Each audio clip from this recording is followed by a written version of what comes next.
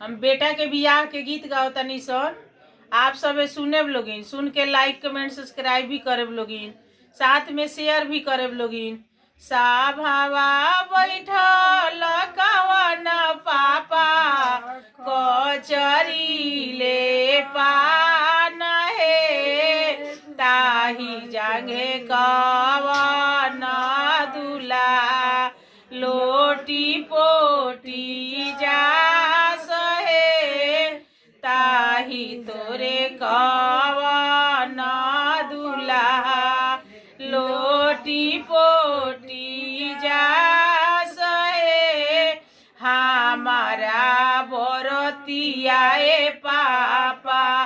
केहू नहीं जा सहे, हमारा बरतिया चाचा केहू नहीं जा सहे, तोहारा बरतिया बाबू सब केहू जा सहे, तोहारा बरतिया बाबू सब केहू जा सहे, आधा जई है जानता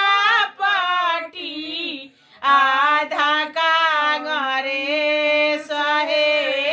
हाजीपुर के झंडा जई है साजल बोरी अतिया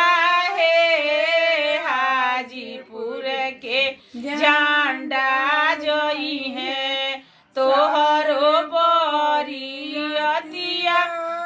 हे, मामा तार बजनिया जइए, मामी तार नचनिया हे, माई तार यार केष्टा जइए साजल बोरी अतिया हे, फुआ तार यार केष्टा जई है साजल बोरी अतिया हे, दीदी तार नाचत जई है तोहरो बोरी अतिया हे, तोहरो बरतिया बाबू सब केहू जा सहे, तोहरो बरतिया